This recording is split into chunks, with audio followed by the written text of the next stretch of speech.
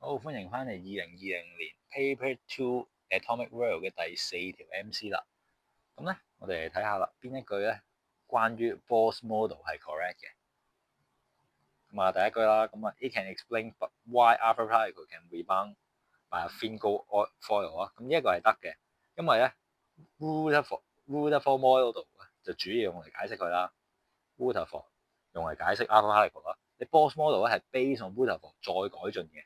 用嚟改善佢嗰兩大 limitation 嘅，即係咩唔穩定啊，解釋唔到 spectral lines 啊嗰啲嘢，係啦，嗰啲咩慢慢轉入去撞入個核心嗰度嗰啲嘢咧，佢解釋唔到嘛。Rutherford Bohr's model 主要用嚟解釋嗰兩個嘅，所以咧佢解釋到嘅嘢，佢一樣解釋到嘅，即係 Rutherford 可以解釋到嘅嘢，Bohr 一樣解釋到。第一句所以係 work 嘅。第二個 ，It can give the atomic spectra of singly ionized helium atom。得嘅，冇錯。Bohr's model 係主要處理 one electron 嘅物體嘅。